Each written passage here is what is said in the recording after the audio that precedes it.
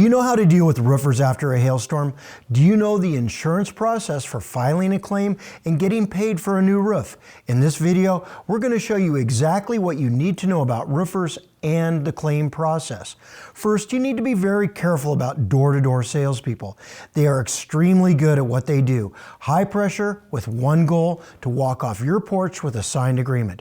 Don't sign anything until you're positive this is the contractor you want to do business with. Most of them will mislead you.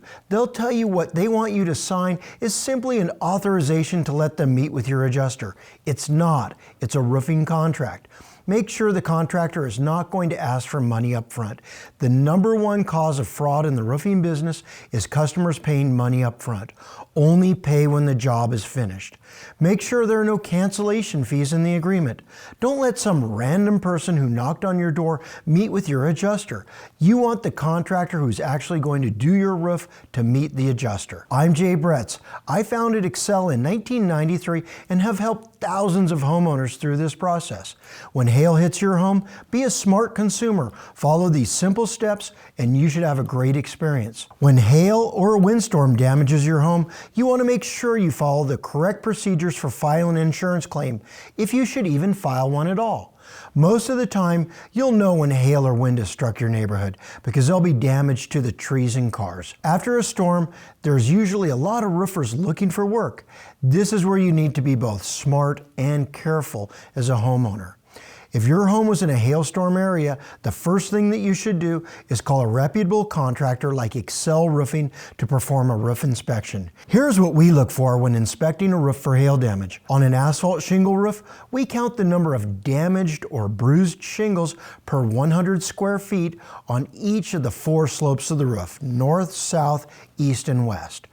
If there are more than 9 bruised shingles per 100 square feet, that is the threshold insurance companies use to determine if the roof has been totaled by hail and qualifies for complete replacement.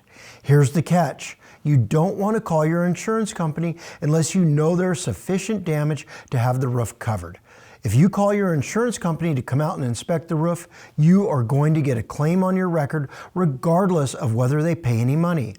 This is why it's important to have a company like Excel Roofing come out first, inspect the roof, and advise you whether there is sufficient damage to file a claim. You will need to be aware of unscrupulous roofers who will tell you there is damage and file a claim when there really isn't any damage, or they actually create damage by gouging the shingles with a coin.